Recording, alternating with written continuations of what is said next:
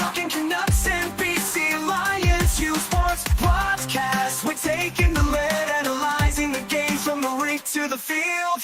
From the ice to the turf, we'll break it down. Discussing every win and every loss in town. We'll talk about the Canucks and the Lions.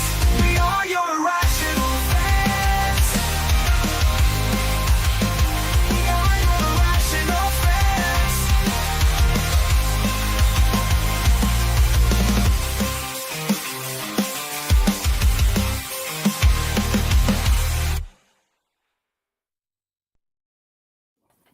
We are live. Welcome, ladies and gentlemen, to episode 97 of the Hughes Sports Podcast. I am your host, of course, Jake Hughes, normally alongside the old man. However, he is out in the middle of the ocean, I'm pretty sure. This time, actually, I know for a fact he's literally out in the middle of the ocean. There's no land near him. Funny story that I'm sure he'll tell when he's back, but there was actually a train derailment on one of the excursions he went on, which is just fantastic, but I'll let him tell that story. But with me instead this week is DJ. DJ, how the hell are you doing today? I'm good, man. I'm good. It's good to be back on the show. Not as high profile as some of the other guests recently, but here I am and happy to help. You were just as highly regarded in our circle as everyone else who's joined the show. Good to hear. Good to hear. Lots to talk about this week. Lots of Canucks news, rumors. But I think the biggest thing to talk about, we'll start in the world of the CFL because I know you're not a huge CFL fan. You follow it from a distance. I do. But big news because the old man predicted back when he was at the Grey Cup that this would happen. But the BC Lions have officially announced that Buck Pierce as the new head coach in BC. Any initial thoughts on hearing the news, DJ? I look at Buck Pierce, obviously not as in depth into the CFL as I am the NHL, but I look at Buck Pierce as a guy who has been. I mean, he was a quarterback in the league. He was different sorts of running back coach into, I don't know if he was ever a QB coach, I assume so.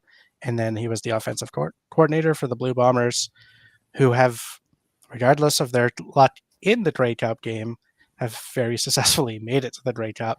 And that's a testament to him. So an upgrade to head coach when you have one of the best quarterbacks in the league from the past. Obviously, he didn't have the best season when he returned from the NFL last year. I think this is a really big sign that this is going to be a very offensive-heavy team. And I don't know who the defensive coach is, and he's probably going to have to do more than normal because as a head coach, Buck Pierce is probably going to spend more time with the offense. Yeah, from all sounds, everything coming out of it is Buck Pierce is going to be the play caller for the offense.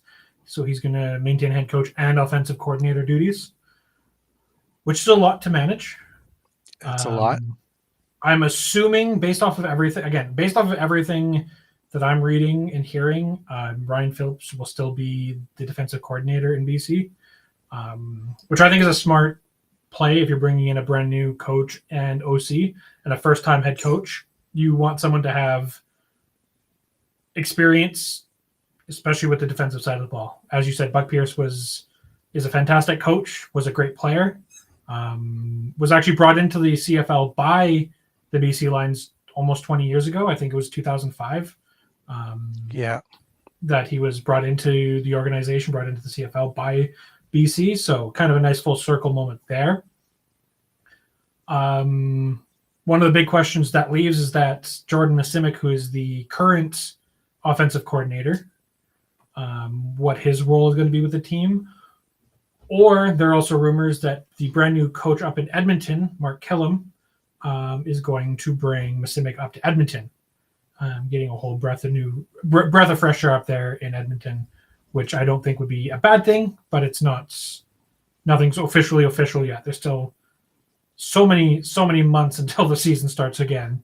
But lots of pieces starting to move. Yeah, it's always an exciting time of the year, like for both free agent sign-ins. I know we talked about Vernon Adams last week and stuff, but free agent sign-ins into coaches and that also dictates who potentially wants to sign there. Like I know this is like BC Lions have their quarterback for next year. We know who that's going to be. This isn't a surprise to anybody, but you look at a guy like that, and it could if you're a free agent sitting there and you have an offer from BC and somewhere else, and all of a sudden they bring in this guy who's gone to consecutive Grey Cups and is a very good offensive mind, like, it's really easy to want to sign there. Yeah, exactly. And I mean, there's a press conference today, and it sounds like Buck Pierce had already hit the ground kind of running, had already talked with Nathan Rourke, obviously, but also talked to a couple of the free agents that he was hoping to sign in BC. So they're hoping that stick around in BC anyways. Not that he has the signing power, but it's always good when the coach comes in and it's like, no, these guys are good, let's keep them. Kind of a nice start there. Yeah, absolutely. I think that's all that really covers in the CFL for this week. Let's start with some unfortunate news for Canucks fans. Last time we were on the air, I believe we knew Hronek was out. However, we didn't know what was going on or how long he was going to be out. Yeah. It was announced. Was it yesterday or was it Monday? Monday announcement. Monday was announced that Hronek is out for 8 weeks. Has rehab for his upper body injury, but also just thrown in there, kind of out of nowhere with no one really noticing it, there was a lower body procedure also done. Yeah. To me, and my hope would be that was more of a, you're going to be out for 8 weeks. You could play with this ankle or knee or whatever. It's not going to affect you too bad, but we can't do anything. You're going to be out 8 weeks, and the rehab on your knee is 4. So why don't we just do the surgery? That's what I'm hoping occurred here. We may never know that answer. I would really hope that somebody would just say, hey, are you injured? But we know how well that went over at the end of the press conference last year. So, well, we talked about it off air. The Canucks communication has been substandard of other NHL organizations. I mean, just yesterday, I think it was yesterday that they announced that who is it? His name was on the top of my tongue. Dallas Stars player who's out now. Tyler Seguin. Tyler Seguin is going to be out for like 2 months, and they announced what the injury was, the surgery he was having, the day he was having the surgery, and the doctor that was going to be performing the surgery. Yeah, and I've seen that before too. I'm like, okay, well, the Canucks are basically barely telling you that the guy's injured. Like, it's not the playoffs. We don't need a lower body injury. Like, we all know that the upper body injury is his shoulder. We don't know, but like, it's just, when you saw it happen, like, you were pretty sure. So like, you just kind of say it at this point, in my opinion. But well, it's like Brock Besser's mysterious absence after getting run over by Tanner Jeannot. Yeah. I knew Tyler wasn't right, but it was the first name that popped in my head. Tanner Jeannot for sure. And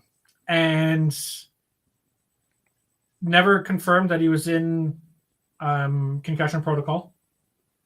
But if you go back and look at everything that happened in his return to play, it followed the concussion protocol almost to a T. Yeah, we all know. We can't say it was a confirmed concussion, but we can say it was a probable concussion. Yeah, absolutely. It's just weird what because otherwise, and this is going to lead into kind of the next piece I want to talk about. Otherwise, this management team is very communicative with the fan base. Rick Tocchet, very communicative, explains things in more detail than he probably ever needs to. Yeah. But then it comes to an injury and they're like, oh, yeah, I don't know what's going on. I haven't talked to the doctors. Yeah. Actually, I've noticed that with Tocchet. Like, he'll tell you exactly what you want to know, and then you'll ask him about like an injury, and he's like, oh, I haven't talked to him yet. What? Honestly, it's the greatest cover. Yeah. I haven't talked to him yet. We'll talk to him after this, and we'll see where he's at every time. Well, and it's like I wouldn't be surprised if Talkit literally one day was like, "You guys keep asking me this question. I'm going to keep saying the same thing. I don't know. The doctors talk to me, but I don't understand what they're saying, and they Yeah. don't give me a timeline." So, like, Rick Talkit seems like that type of guy. Be like, "Is it 1 week or is it 2 weeks? 2 weeks. Okay, that's all I care about. Don't give me Yeah. details." Yeah. Right. 100%. So, Yeah. but this I want to talk about. Talking about transparency and communication from the organization. Jim Rutherford sat down with Patrick Johnson. Yeah. I'm I love pulling it that up quote. here because I want to make sure I quote it properly. Sat down basically in regards to the JT Miller absence and the fact that there's people online talking and making up rumors and coming out of the woodworks being like, I'm his lost dog's uncle's best friend. And I know this is what's going on. And I'm going to read this as a quote. Don't start making stuff up on someone in this situation. That's disrespectful. People that do this for fun or for a living just go back to making up trade rumors. He was then asked, but to be clear, the Canucks are not trading Miller. And his answer, no, we are not trading him. We stand by him. And then he also went on to say that, or was clarified that Miller hasn't asked for a trade either. Correct. So. Correct. Honestly, when I first started seeing these rumors of trades and all of that stuff, it was one of those. I get why there's rumors about it. I don't want to be involved in it. If a trade does happen, we'll talk about it at that point. And obviously, there's a bigger story there. Yeah. But clearly, this is just people reading into a situation that is clearly different that we may never actually have the answer to. 100%. 100%. And there's just no reason to. Like, no. It is what it is. Like, it's as a Canucks fan, I want him to be out there, obviously. Just like I want Hronek to be out there. And they, in some way or form, basically are both dealing with some sort of injury. Like, yes. in a very broad sense. And when they're both better, they'll both be back on the ice. If he gets traded, even if I'm not a guest, I want to be on him. I want to talk more about the trade because then we would learn more. But I don't see it happening. Like, yeah. I think there are players on this roster that are going to be traded that we could talk about today over Miller, like that are more realistic than a Miller trade. Like, I just don't see that happening. Who do you think is a realistic trade at this point in the season? I mean, we're only 22 games in, 23 games into the season. I think if you're looking at this roster and I think it's Niels Höglander. And I also think that if he gets traded, it's a very real possibility that he goes somewhere and he lights it up and he scores 20 goals the rest. Like, not like, I'm not saying he's going to go and win the Rocket Richard, but like, I think it's realistic that he goes somewhere. He has length on his contract, which I know some teams have said that they like. And I don't think it's out of this world. He has 5 points so far this year. With limited playing time. He played 13 minutes yesterday, and that was like a high for him lately. Yeah, there was a game a couple games ago where I think he had 7 minutes and 1 second of ice time in a full game. Mm-hmm. Like, the problem is there a point, like, yes, he's young. People supposedly, according to the insiders, are saying like, yeah, like teams like him, but are we eroding his value by playing him 5 minutes a night? And when he played 13 minutes last night and was on the ice in a 2-2 game with 2 minutes left in the game. Yeah. My cynical thought was, I think Talkit will do everything he can to win a game. Like, I don't think he would just throw him out there to try and be like, we'll trade him tomorrow, but he was playing well. There are times where he does. I think Niels Höglander is an NHL player. I think he's an everyday NHL player, and he's probably a middle six guy. Like, he's not that fourth line grinder, and he's not gonna showcase on your top line. I thought he was for a while, and I don't think he is, but he can have that 5-10 game stretch where he can, and we could trade him somewhere, and he could go play beside Crosby or Malkin, for example, and he'd probably have a good season. To be fair, you could put a pylon with Crosby Yeah. and Malkin, and they would have a good season. Yeah, But I mean, yeah. But you know what I mean? Like, I think if he goes somewhere, Canucks Twitter is already ready to trade him. I think if he goes somewhere, and at the end of the season when he has 25 goals, or already have whatever, he has 15, 20 more goals, people are going to be like, I don't understand why we traded him. This guy could have helped us in the playoffs. Like, we're gonna get the other side of the coin, because I think when he goes somewhere, he's going to do well. But if with Hronek's injury, if you're going to have to get rid of a roster player to do it, Hodlander has term and a pretty good AAV at $3 million. He's got 3 years at $3 million after this year. And I don't personally say I wouldn't personally say I want to see him traded, but he's in Tocchet's doghouse. He's taken some bad penalties. I think maybe he's in his own head where he feels like he has to do something a little bit more. And then he ends up taking a penalty for it to like prove that he's a tough player. But if you're needing to get a defenseman to shore up the back end, which wouldn't hurt, especially with Hronek's injury, I think that's kind of guy number one you're looking at on the list. And I was going to say that was going to be my follow up: is are you looking for a defenseman with Höglander? Yeah, I don't trade him for a forward.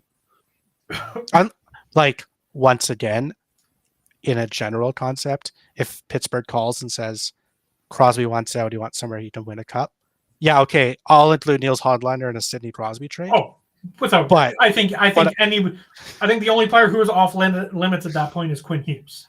Yeah, absolutely. But besides a like real A guy like that, who you're just trying to get, like almost like at that point it would have to be a rental player almost, because you're not trading somebody who has 5 years left on their term of that caliber. Yeah. Like, I think, like, unless you're talking about somebody like that, I don't think you're trading Höglander for anybody but a defenseman. Now, we know there's issues on the back end right now. Yep. I mean, I was looking, Carson Soucy and Tyler Myers, no matter who they're paired with. Even when Tyler Myers is paired with Quinn Hughes, their Corsi numbers are literally dropping by anywhere to 10 to 15%. Yeah. Is there any resuscitating Myers and Soucy? Like, as a pair, I don't think you can. At this point, I don't think you can. No, I don't think you can play them together. But what do you do with them? That's hard to say, because if you asked me a week ago, if you asked me before the Hronek injury, it was put Hughes and Myers together. Just try it. Put Hronek and Soucy together. Just try it. And I mean, I'd say Carson Soucy maybe played his best game yesterday. I think he actually played well. So maybe it's a Myers thing. I was higher on Myers than a lot of people were for a long time. Last year, he also played incredible down the stretch, especially, and in the playoffs. I thought he was very good. But at that point, when they re-signed him, I was okay with it. But now I'm questioning it again.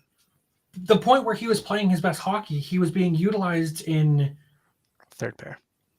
I would love to say that, but it's not even true. He was being played at we basically had 2 second pairings. Like, they were sharing the ice time that Quinn Hughes wasn't on the ice for.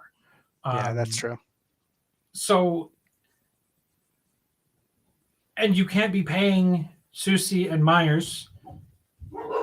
I guess you could. You could pay Soucy and Myers to be your second or your third pairing defenseman. But then you need someone or 2 guys to fill that middle pair.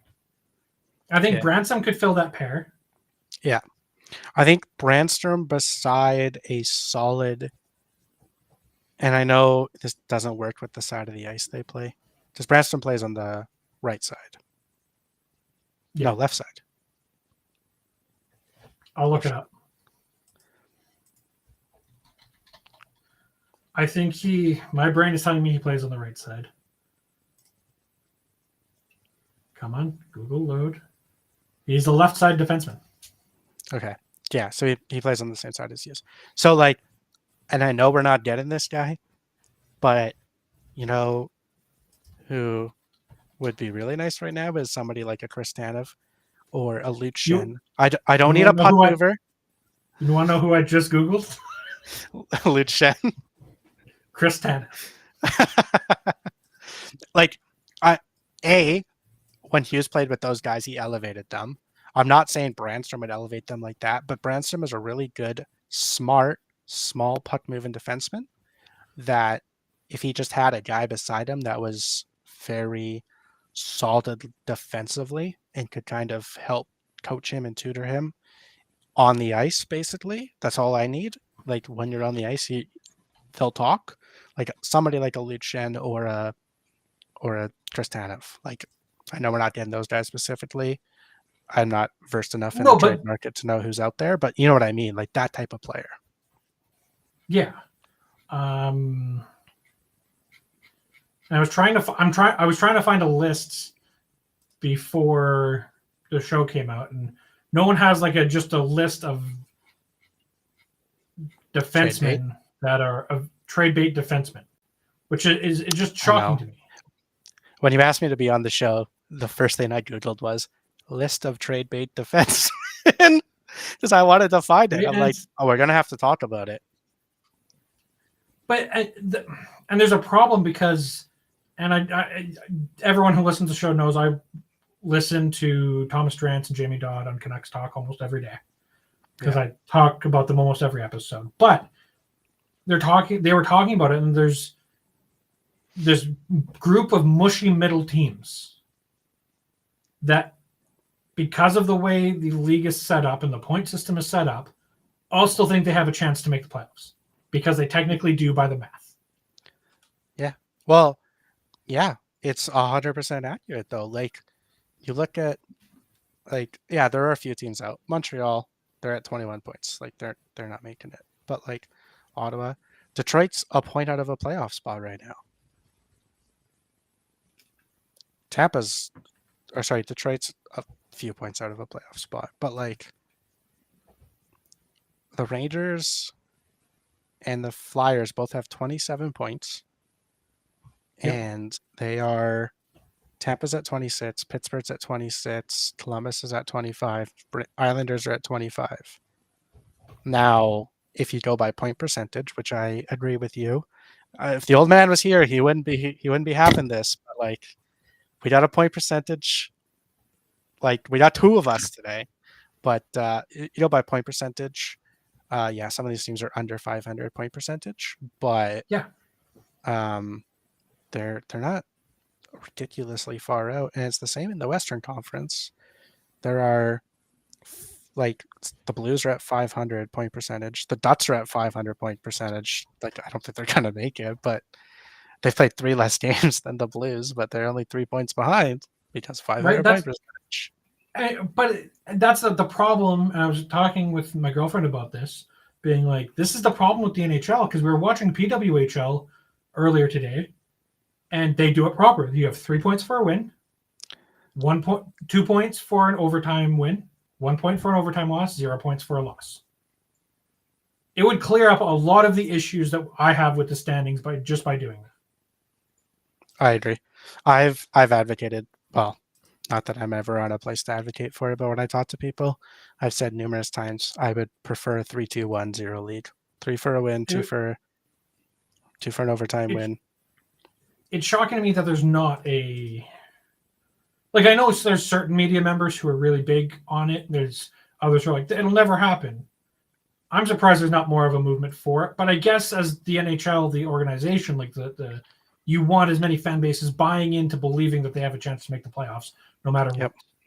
And this system does that for them. If you're 10 games away and you feel like your team can make the playoffs, you're more likely to go to a game. When your team's eliminated after 41 games, you're halfway through the season, you're not going to go. And you're not going to travel to go.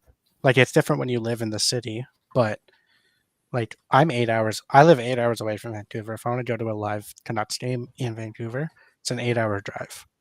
If my team's Yeah. eliminated halfway through, I'm not going to plan for that in the second half of the season. No. And it's as easy as that, right? It's a money-making business. Yeah.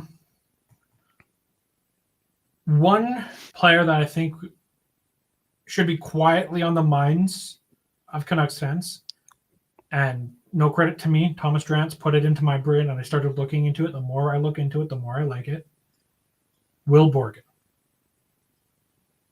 27-year-old right shot defenseman playing for Seattle, who I think he's eventually going to start to see the writing on the wall, and he's a UFA at the end of this year.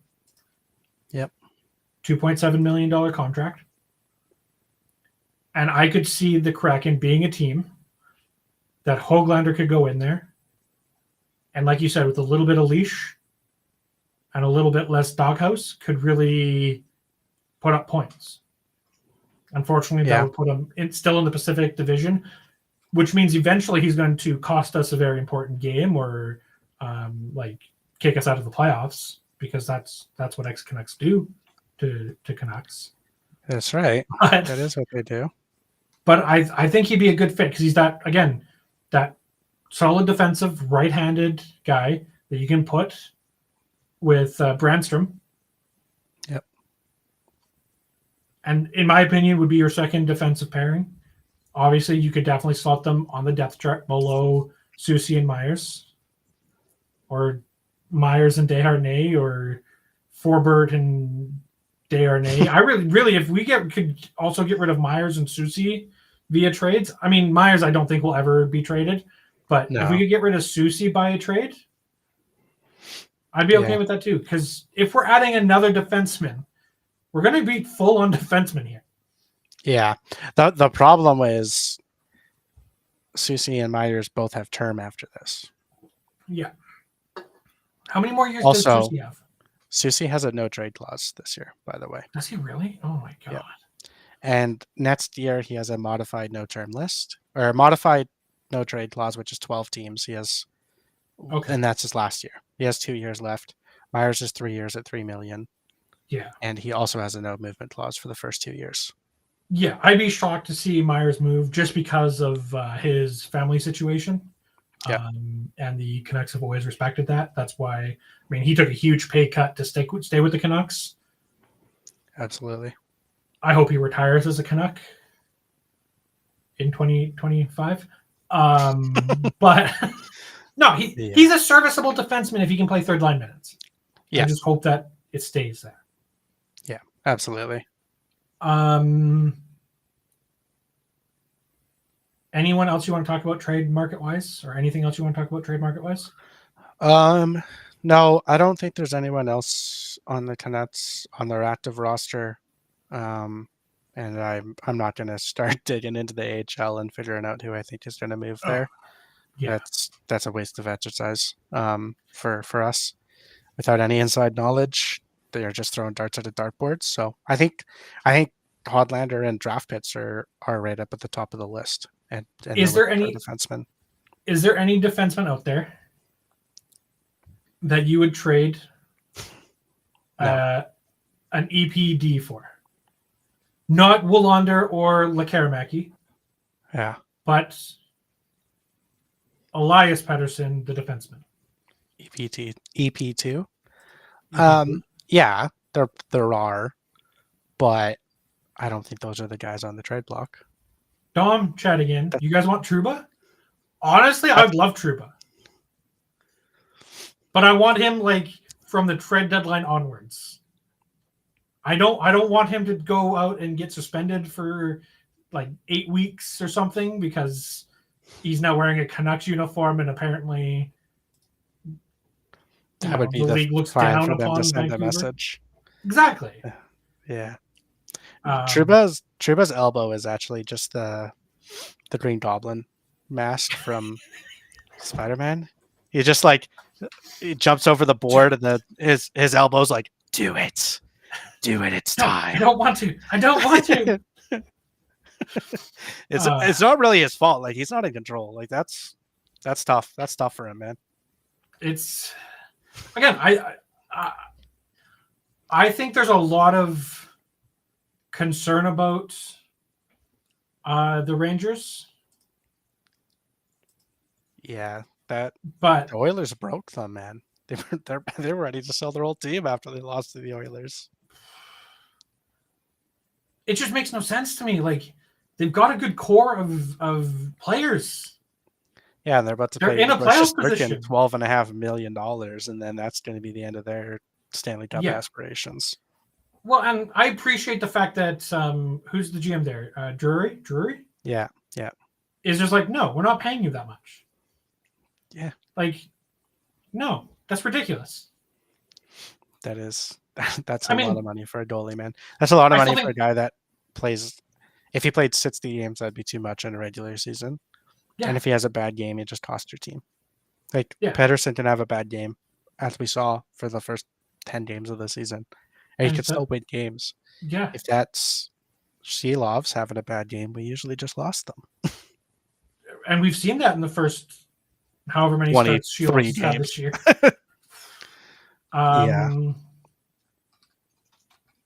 Do we see Shelov's again, you think, before Demko makes his return? No.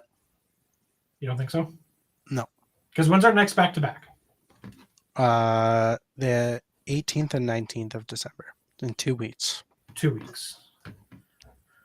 I mean, I just made a trade for all everyone watching the fantasy team or fantasy league I'm in that I occasionally talk about. DJ is also in, and I'm facing DJ this week. And I just made a pretty big trade by acquiring Demko. Well, I vetoed it, so. Well, I mean, you can veto it all you want as the league commissioner. I didn't actually veto it. It feels like a tease because every time it's like, oh yeah, Demko's coming back. It's like, oh, is he? Oh yeah, he just needs a few more practices. Okay. Oh, on this road trip he should be back. Oh, okay. Oh no, we need to get some more practice. He hasn't had enough practice. Oh, okay. So is he going to be in for Friday? Probably not. Like, we want to make sure he gets a good practice in and gets a little bit of rest. Oh, okay. So like the next game after that, we'll see. I'll have to see how he feels. Let's talk to the doctors. Yeah. Are you guys just teasing us? Like, is it just that they don't know, or it at this point for me, it's frustrating. Yeah. The thing is, on the road trip they were just on, they played every other night. So yeah, I get it. There wasn't a ton of practice time, including a back-to-back in there, and then you don't practice the day after. I think the biggest thing is they played a game, had 2 days off, but then you play a back-to-back, so you don't practice the day after a back-to-back. Then you played in Buffalo, but then you had a day off, but you don't play, like, you just had a back-to-back. So I mean, I get it.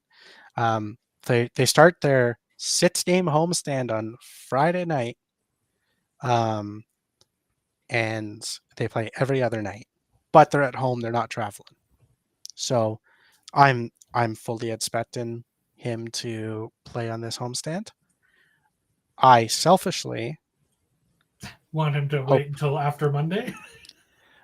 We play Friday and Sunday. We play Columbus and then Tampa. Selfishly, I'm sending my parents to the game on the 12th versus the Panthers. And if Demko is making his season start that day, that'd be pretty hype.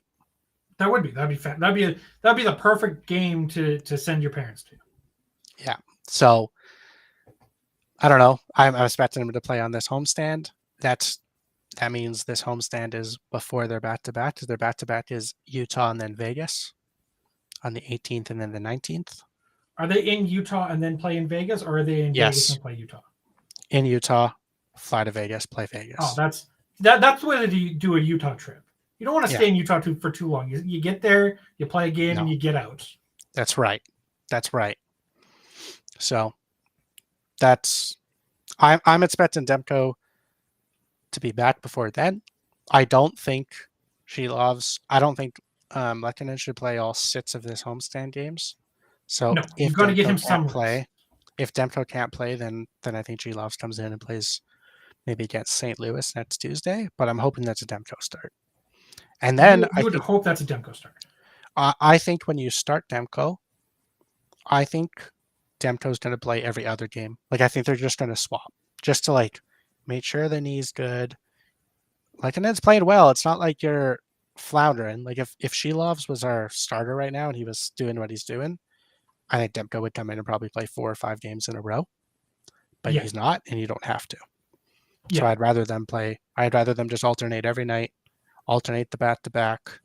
If he plays 2 games in a row, I'm going to guess the 23rd against the Sharks and the 28th against the Kraken, because that's a 5-game day break because they don't Gives play them over Christmas. gives So them a chance it's not to really playing 2 straight games. Yeah.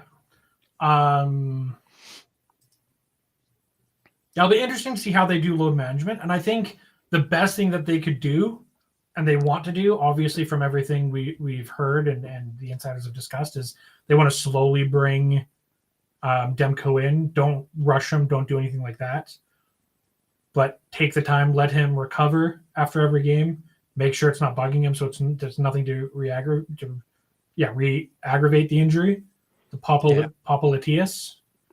But what you also need to do is manage his game load forever. Mhm. Like if he comes back, let's just say he plays Friday. Yeah, Friday's our next game, right? Yeah, Yeah. Friday, Sunday. Let's say he plays Friday. We've still got 60 games left or 59 games left. 50. We've played 20. We've played over 20. We've played 60 games 22, left. yeah, 22, 3 games, right? So if 960. yeah, so just for ease of purpose, if he plays 50% of those games, I think that's the best thing possible.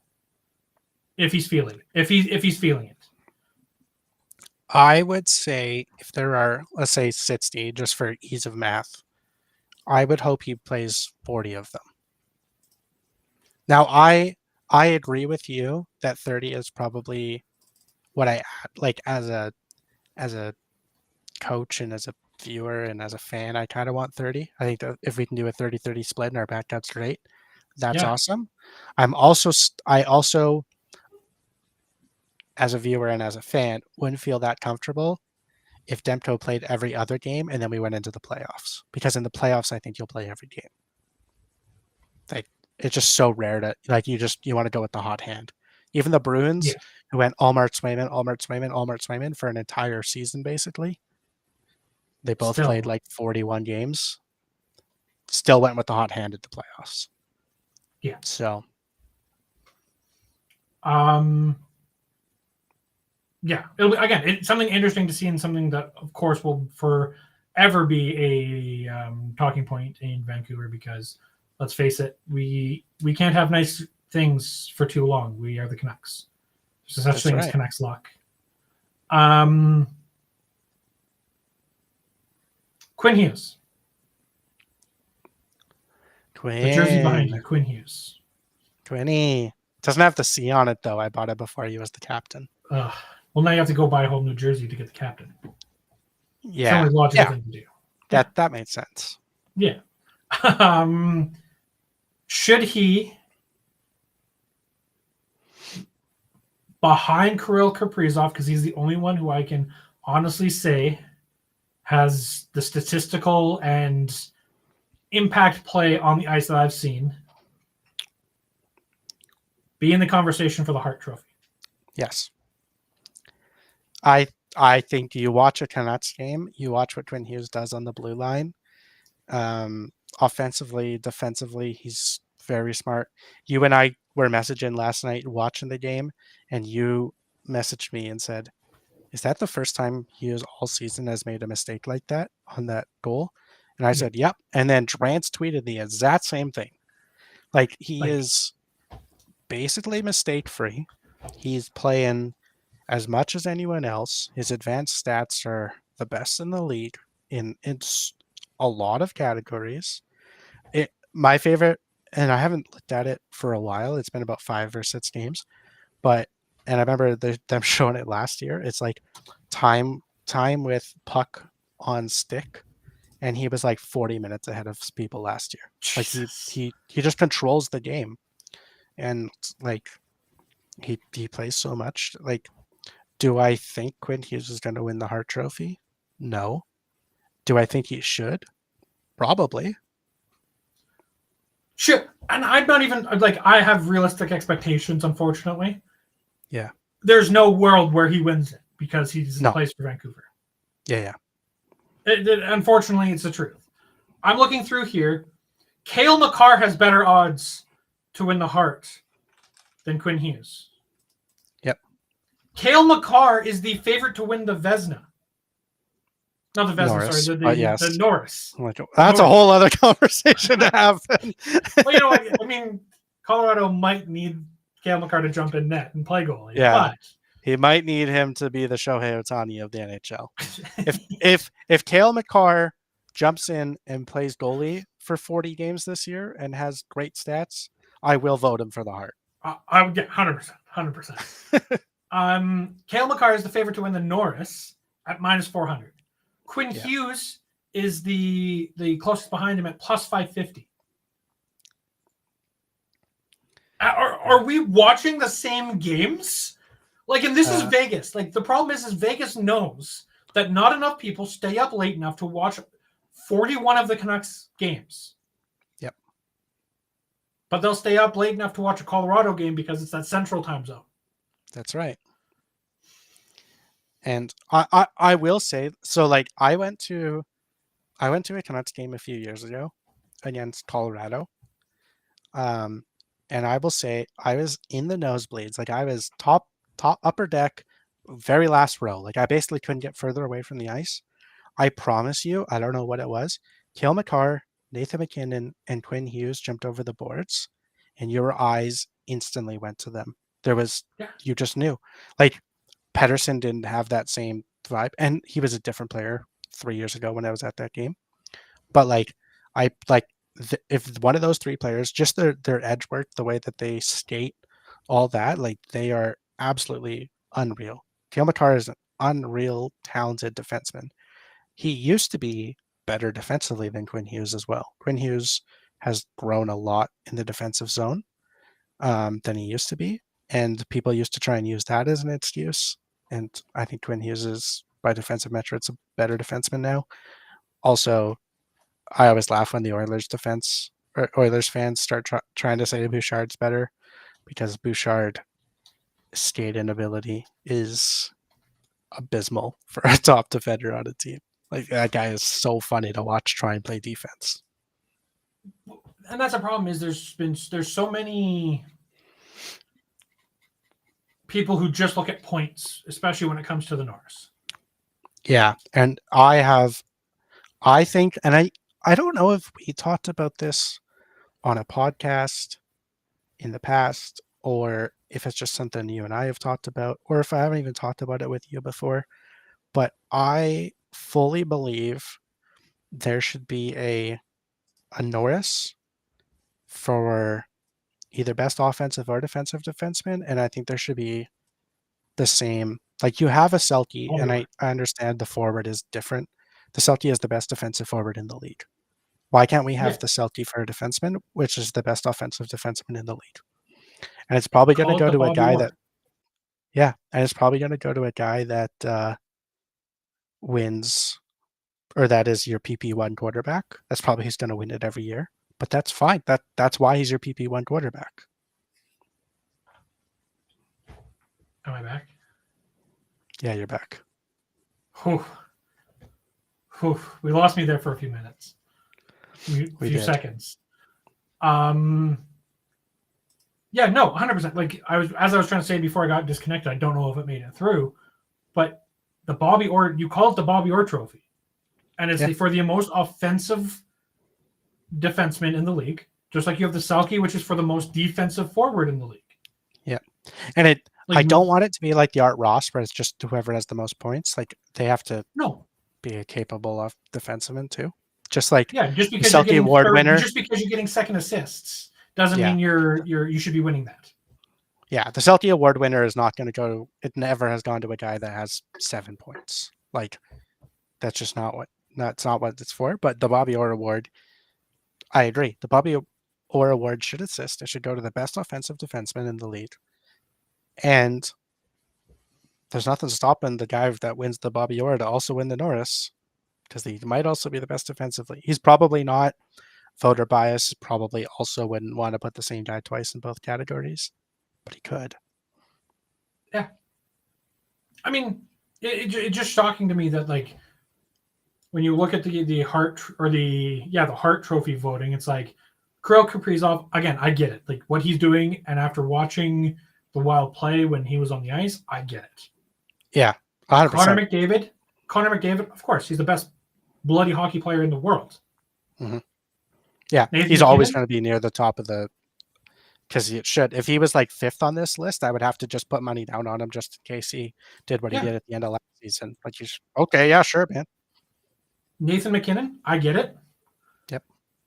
Nikita Kucherov, luckiest player in the NHL. I don't know. Like, I get that he's up there, but I don't think he's really been that valuable to his team this year or any team this year. Yeah, I don't think he's having. Jack Eichel, he started off really well. Martin Necas. This one I think is underrated. Connor Hellebuck at plus 2,000. Yeah, I don't think it takes a lot for a goalie to win the Hart. 100%. The way he started the year, he was now, on the now, right track. now it's come back to real life. Yeah, the fact that Cale Makar is ahead of Artemi Panarin, Leon Draisaitl, Sam Reinhart, and Quinn Hughes. It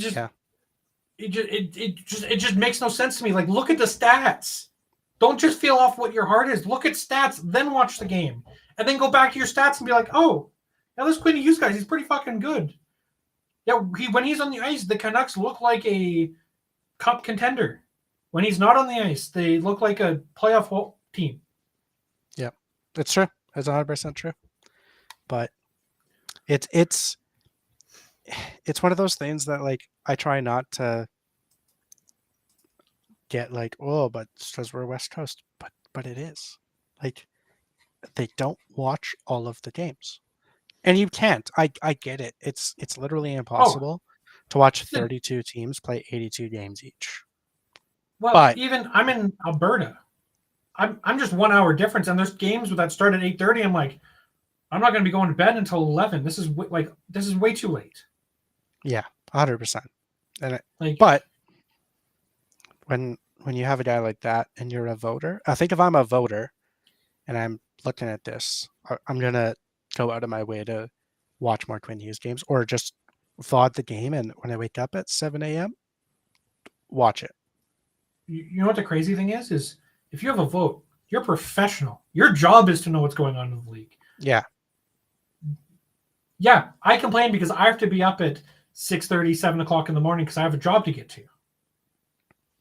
If I was voting because I was running the podcast and writing or doing whatever in the sports world, you bet your ass I would be sitting here with all the computer screens to be able to do what I'm doing, and another screen off to the side that has the games on. Yeah, 100%. Because I need to be knowing what's going on. Oh shit, what happened? I want to go back. Now I can go back and, again, either VOD the game. I mean, Sportsnet, you don't even need to VOD it. You can literally just go back and say, replay game. Yeah, exactly. Right? Like, you have no reason not to watch his games. You don't have to watch them live. It's possible to watch every game live. And I get it. Some games are more enticing. There are nights as a Canucks fan that I see, like, not now because the Canucks are good, but like if it's Canucks versus like Chicago or San Jose, and also on the other channel it's like Edmonton, Florida are about to play after they had their, I'm like, that's kind of tempting. Like, I'll kind of flop back and forth. Now, I have Sportsnet Plus package that allows me to watch all the games. You know what feature I'm pretty sure they took out this year that I haven't been able to find? Dual is screen? The multi-screen. Yeah. Why? Why would you take that out? It was so great being able to have one game that you had bigger, had the sound on, and then just the small ones, because I hate commercials. Even if there's just silence, I hate it. I need something to fill the time. Swap over to the other game. That's right. I hope when the rights are up, that there's some big changes and whether it be Netflix or Amazon. I mean, Amazon's clearly going to put a bid together now that they're running a handful of games. But I want like one of these streaming platforms just to take a run and say, no, we want all the NHL games. We'll work with CBC to do Saturday Night Hockey, but we want the rest of the games. And if you have Amazon Prime, you get all of the games. I would say that's my one petty thing I'm going to bring up today and probably get heated about. But the next thing that we're going to talk about, and I already told you that I think it's petty. I want one more thing. I just have a funny thing for the Norris, and then we can go on to your next topic. I just went and looked this up because I wanted to confirm what I was talking about and how there needs to be a Bobby Orr award. I went to Play Now, which is the BC sports betting site that I'm allowed to use, and the odds are probably same most places for the Norris. First place, Cale Makar, also leads the NHL in points for a defenseman. Second place, Quinn Hughes. Oh, look at that. He's second on the list. Werenski, Zach Werenski is third, also third in points. Oh, Morrissey's fourth, also fourth in points. Roman Josi, fifth. Oh, he's also fifth in points. It's almost Where like it falls off is after that, the top five are based on points. After that, it falls off a little bit. Adam Fotz is currently sixth, and he's tied for 10th. But he's also, there's like a couple ties. And then it's like Evan Bouchard, who's lower down, and I get it. But it's like, the points are the main thing. And it is valuable for your defenseman to get points. I understand that. But just because they have the most points doesn't mean they should win the Norris. Like, remember a couple of years ago when Erik Karlsson was on the Sharks and he had a 100-point season? And everyone's like, gotta win the Norris just because he had a lot of points. He was terrible. Still can't play defense. He was minus, I'm pretty sure literally he was like minus 30 or 20 something. It was ridiculous. Like legitimately a terrible defenseman. And he won the Norris. Yeah. And you had 100 points. Like how do you make that make sense? He had 101 points. He was minus 26. He was playing 25 minutes a night. Which like the top defenseman play that. It's just that literally means you were on the ice for 126 points. Well, also he had 27 power play points, which don't count for your plus. Which don't count for plus minus. Yeah. So he was on the ice for even more even strength points, like goals. Like that's and I get it. That year, Morrissey and Quinn Hughes had 76. They were tied for second. He had 25 more points than the next defenseman. I think he would win the Bobby Orr trophy every year if you're 25 points ahead. Yeah, that's 100%. Fine. But I don't think he should have won the Norris. This is going back for 3 years for me to be angry about something. I also drafted Erik Karlsson in our fantasy league in the 19th round that year, so I was pretty happy. Oh, that's fucking gross. That was the year that I was like, if only we had keepers on at that point. You would have been laughing. Yeah, I would have been. I also got Charleston really late this year too, but he's not having quite that year. Not great. Last thing we should talk about is the Four Nations Cup, because the Four Nations Cup rosters were announced today. They were officially announced. If you Googled it, they were basically all but confirmed. The handling of this is probably the weirdest thing I've seen in a long time from any organization. The fact that they called the players and let them know 48 hours before the roster release. Yeah, Philly doing like taps at center ice and all that coming out was pretty funny to me. Right? Like it's just so weird to me. Like everyone knows, just announce it when you tell the players. Or don't tell the players until you want everyone to know. How about that? That just makes sense. Yeah. Team Canada. Obviously, Connor McDavid, Sidney Crosby, Brad Marchand, Nathan McKinnon. That's where it kind of leaves me for obviously. Braden Point, Sam Reinhart, Mitch Marner, Mark Stone, Travis Konechny, Brandon Hagel, Anthony Cirelli, Sam Bennett, and Seth Jarvis. Round out your forwards. My big question is, the tournament's in February, right? Like just before the trade deadline? Yeah. Mark Stone's going to be on LTIR. So how is he going to play for this? He won't. Or he's gonna get injured at the Four Nations Cup. And then the Vegas Golden Knights are gonna be like, you owe us 19 draft picks, NHL. And Batman will be like, we do. We You're right. messed up for you. You know what? guys. Actually, take 20. Take 20. Take 20. Take 20. You know what? You guys just get the first round this year. Don't even worry about it. But you're right.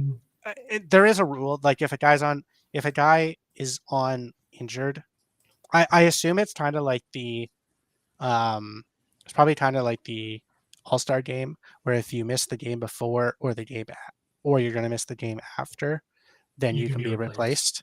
Yeah.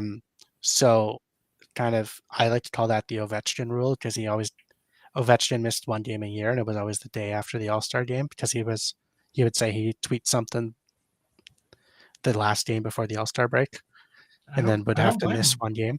I don't blame him either. Oh no, he gets an extra long vacation. Shucks. And doesn't have to play in a game where he doesn't care about. Shucks. Yeah, shucks so hard. But I like to call it the OV rule for that. But I assume it's going to be very similar to that. Yeah, I assume Mark Stone will probably have to get replaced, and we're probably looking at like a Tavares, a Mark Scheifele. If the Jets are still hot, you kind of got to bring somebody like that up. If he gets really hot, do we happen to see a Bedard as a replacement?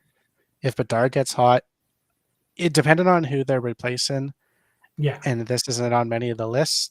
I could see if Celebrini keeps doing what he's doing since he came back, I could almost see that guy being the 13th forward. Yeah. I don't hate it. Like the fact is, forward wise, Canada's got depth. That's not a problem. Yeah. Let's look at the behind the blue line. It's behind the blue line is my concerns. Let's look at the defensive group here. We got Cale Makar, Devin Taves, Shea Theodore, Alex Pietrangelo, Josh Morrissey, Colton Parayko, and Travis Sanheim. I did see a bunch, as I'm in Calgary, a bunch of people upset that Uyghur was not a part of the roster. Fair. I don't blame them. I'm sorry, Coach. Dom just chatted in here, also known as Coach to other people. Laugh. Lafreniere, I'm surprised he's not on the roster. He's having a good year. He is having a good year. The first thing that I noticed, just to talk the defense for a second here. The first thing I noticed in the way that it's labeled, I know a lot of them, when you saw the announcements, a lot of it was alphabetical. The Athletic has them listed by like center, left wing, right wing, and then I don't think that this is actually what they figure the lines will be, but maybe. But anyway, they have Devon Taves and Cale Makar. Oh, how convenient. They play together in Colorado. Then they have Shea Theodore and Alex Pietrangelo. Oh, how convenient. They're already playing together, right? Travis Sanheim, Colton Parayko, Josh Morrissey, fine, all candidates. They're all from different teams. That's fine. But the thing that intrigued me instantly was that you had a top four. Your top two pairs are line mates already. Already have that familiarity. And in a 4-game tournament where it's not like the World Juniors where you like the Canadian World Juniors are basically already at camp. Like they head to camp, they have 2 weeks of camp, and then they have a week of exhibition. Like you have 4 games to play together if you make it to the finals, and you don't really have practice time. So I think that's the one thing that I looked at, and I'm like, that might save the Canadian defensive pairs, because when you compare it to other like the American defense, especially, and I'm like, that's really scary. Quint Hughes, Charlie McAvoy, Jacob Slavin, Adam Fotts, Zach Wierenski, Brock Faber, and Noah Hannafin is the American defense. So gross. That's so gross. This is probably the best American team I've ever seen in my life. Yeah, without a doubt. Like, you just looked at this roster and you're like, wow. So, we want to talk about the the biggest problem we have as a Canadian roster. Let's talk about the goaltenders, because we have Aiden Hill, who's won a Stanley Cup. Yeah. Jordan Binnington, who's won a Stanley Cup. And Sam Montembeault has not won a Stanley Cup. No, but he did shut out the Leafs on opening night, so he's got that going for him. I mean, that's something. Yeah. When this was announced, and I've had this thought for the last couple like Olympics. I know we haven't had NHL players there, but even when I think about like, what if we had NHL players? And then I look and I'm like, wow, our goalies are not good. Like when you compare them to a lot of the other leads, I've always felt like the Finland goalies have been incredible. Just watching them through the World Juniors, when Finland does well, it is quite often through the back end, like through their goalie. Their goalie's unreal, and then they have a few stars up front. And then you look like the Finland goalies this year, Jussi Saros, Kevin Lankinen, Kokonats, and Utto-Pekka Luukkonen, which once again, like it's going to be Saros. He's going to get the starter's nod. Yeah. I'm curious to see, and this is probably a general coach's decision. You play 3 exhibition games, you have 3 goalies. They're all going to get one. Are you entitled to play them each once? Or are you actually just going to say that my best odds of winning is Jussi Saros plays all 3 games? I assume. It all depends on how spaced out the games are too, because I haven't looked at the schedule. Like I know it's probably released, but I haven't looked ahead to the schedule. So is it like, are there back-to-back games, or is there days between a day or two between every game? Canada, Sweden. The next day is USA, Finland. Finland has a day break. No, you always have a good day between. You never play back-to-back. So it's honestly, I think it's going to come down to coach's discretion, but also I think goalie's discretion. Hey, I've already played 40 games in the NHL. I kind of need 2 days off in between a game. I also think, and I can already see hockey Twitter getting mad about this. If I'm Finland, I play the USA and I lose on the 13th of February, and then I play Sweden and I lose on the 15th of February, and I'm 0-2, and I played Jussi Saros both those games. I'm not playing Jussi Saros in game 3. No. I'm playing Kevin Lankinen and Utto-Pekka Luukkonen as my backup, and Jussi Saros in the print spots when they play Canada. And then somebody, an American Twitter, is going to go, you're just trying to give them the higher seed. Like, Finland doesn't care. But you're not going to play, like, once you're eliminated, you're not going to play the goalie. Like, you're just going to let guys. Well, you're going to let everyone get a piece of the ice. Yeah. Yeah, exactly. And you're not going to play them 3 games in a row. I hope there's not like an early, like, I mean, again, with how quick this tournament is, it's going to be someone's out right away. But I hope, and from all points, everything we're hearing about it's good signs, is that the players are taking this seriously. The players want to win this. Like, it's actually going to be a competitive game. It's not going to be an all-star level effort. They're going to put on their jerseys, and they're representing the countries, and they want to win. Yeah, I'm very curious to see how it plays out. It's weird to me because, like, normally it's an all-star weekend. Now you have a full week off, and then now these players really don't have, like, they're playing just as much as they might play. They're playing 4 games in a week. Like, that's a busy week. They play 4 games in 8 days. Yeah, or 4 games in 7, depending on if you're Canada or Sweden or not. Isn't the NHL schedule weird around there, where it's like there's days off before it starts and days off after it starts? Yeah, usually half the teams got a few days off before, and then the other half got a few days off after, so that there were games right up until the All-Star break and then games right after the All-Star break. But also, for some reason in my brain, it's like they did something weird for this. I'm trying to get through the calendar here. Yeah. February 12th is the first game. They stopped playing on the 9th. Yeah, their And they game's don't up play until again. the 9th. And then they don't play again until the 22nd. Well, the 20th is the last day. The first game is on the 12th, and so if you're a part of this, you have a 2-day break. Two rosters that are playing, basically continuing to play their full schedule. Yeah. Rather than just a weekend. And likely you're looking at the Canada-USA. Based on any predicted odds and betting odds, it's Canada-USA. It might not be. I'm thinking it's going to be Sweden-USA. Yeah, it could very well be. But don't get me wrong. Way, I'm going to be watching all the games with my Canada jersey on and rooting for them. But just looking at the roster construction and specifically the goalie construction, I think Sweden has a better overall team. I think their scoring talent is insane with Team Canada. Yeah. But we have to outscore the goalies. And I don't know if you can do that for 4 games.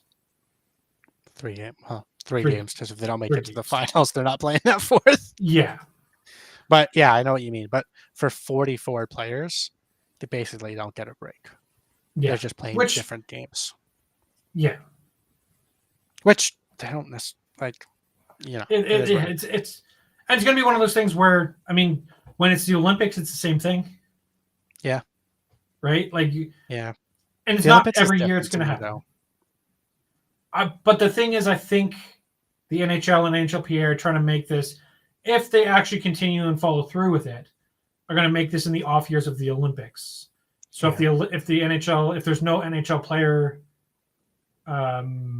representation at the Olympics, you've at least got this every 4 years. Yeah.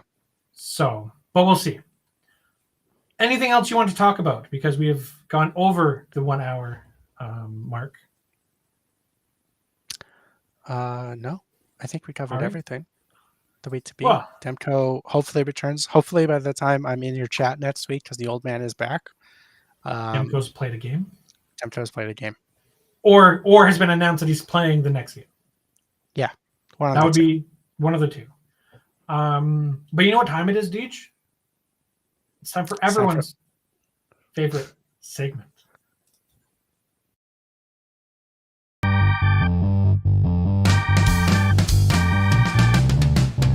It's time for the old man predictions.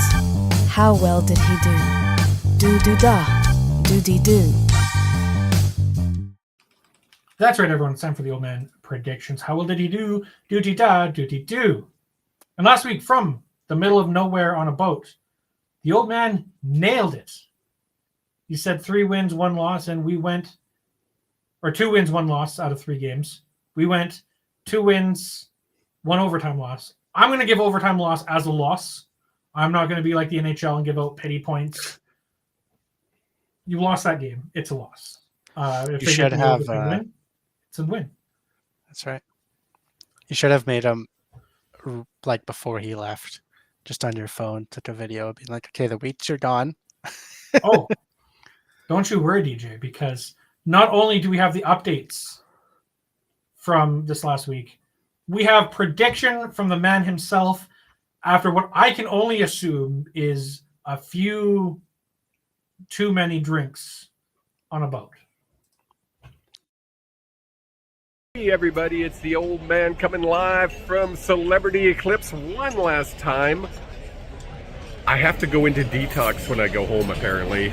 It's been 10 days? I think it's been 10 days that we've been doing this, so it's been a long week, and what a week it was. The old man did pretty good. He went, his prediction, or scoop, I guess it's called, the scoop. My scoop actually happened this week with Buck Pierce becoming the head coach of the BC Lions. We broke that November 15th when I was at Grey Cup. And this week, this is Old Man Predicts, so that's what I'm supposed to be doing, apparently. So, we're going to go, we have 4 games this week. I'm going to go 3-1. We're going to win 3, we're going to lose 1. I'm not going to say which ones because I don't have to. Jake said so. Next week, I am back home, and we're going to get the show back on track. I know the last 2 weeks, all you've had to put up is with Jake's stat after stat after stat after stat. You guys got to be bored out of your mind. Next week, we get it back to where it's supposed to be. 8 p.m.